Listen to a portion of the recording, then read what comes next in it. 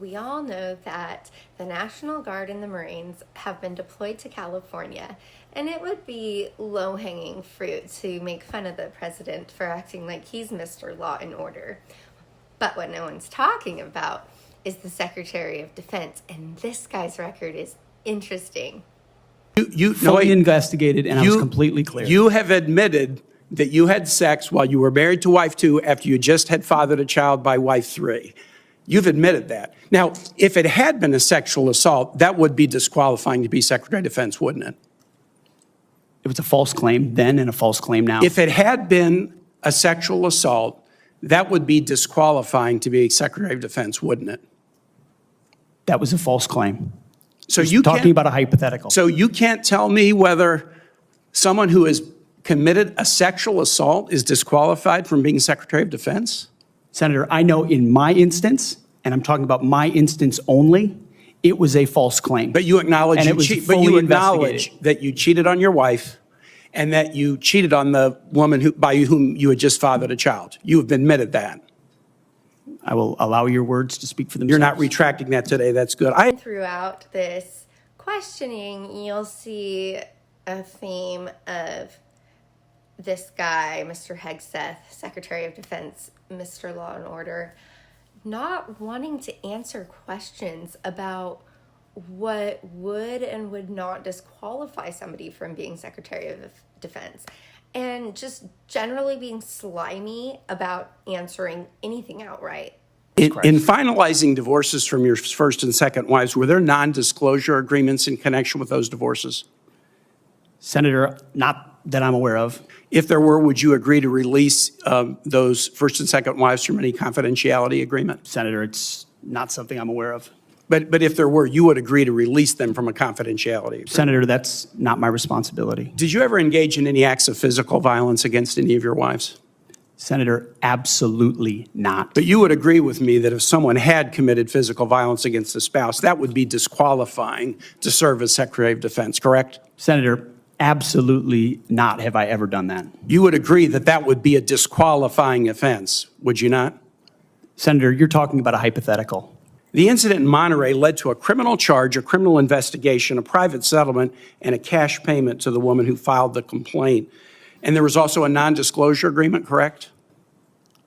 It was a confidential settlement agreement off of a nuisance lawsuit. Right. Senator, I sit here before you an open book, as everyone who's watched this process. With multiple non-disclosure and confidentiality agreements tying the hands of many people who would like to comment to us. Many of your work colleagues have said that you show up for work under the influence of alcohol or drunk.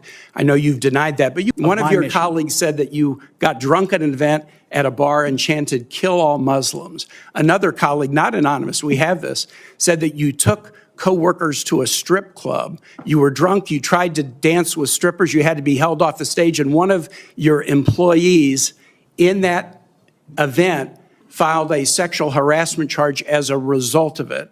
Now, I know you deny these things, but isn't that the kind of behavior that, if true, would be disqualifying for somebody to be Secretary of Defense? Senator, anonymous false charges. They're not anonymous. And I'll just conclude and say this to the chairman. You claim that this was all anonymous. We have seen records with names attached to all of these, including the name of your own mother. So don't make this into some anonymous press thing. We have seen multiple names of colleagues consistently throughout your career that have talked about your abusive actions, Chairman, attitudes, I think he's words, over and his time. statements He's way to women. over his time. I now yield. There is so much more about Mr. Law and Order, the Secretary of Defense, who is defending to Congress the president's decision to send in the National Guard and the Marines for some protests in California. That's the guy. As many of you know, Pete Hegseth promised that he wouldn't drink at all if he were made Secretary of Defense during the confirmation process. We start with his appearance yesterday morning on Fox and Friends, where he was sort of a combination of manic and moving weirdly, and just, again, the sort of thing that gets people asking, is he drinking again? And get along to go along. And, start doing Meet the Press and go into the cocktail sipping crowd. That's not why I'm here. I'm here because President Trump asked me to bring warfighting back to the Pentagon every single day. Right. That is our focus. And The day before, Pete Hegseth showed up at the White House with one sideburn. And finally, more of this kind of pseudo-manic behavior. You believe this came out, they said it was called Team Huddle, because one of the people who work for you, one of the three who no longer are there, leaked this out as a way to get back at you? that's right, Brian. When you dismiss people who you believe are leaking classified information, and again, the investigation is ongoing and that will take time, and when the evidence produced, it will go to DOJ, why would it surprise anybody, Brian, if those very same people keep leaking to the very same reporters whatever information they think they can have? So, case in point, a very unusual communication style for a sober Secretary of Defense. We don't know if the alcohol problem has resurfaced. What we do know is that the performance is a disaster. Numerous leaks and information sent to people who have no business nor clearance nor a reason to be involved receiving a bunch of this information.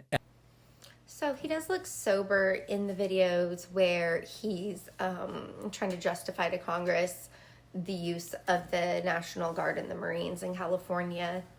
But it's hard to really believe him now, right?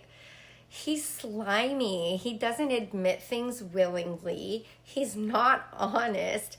And he doesn't seem like he really cares about law and order. So you have to wonder what the real motivation is behind this.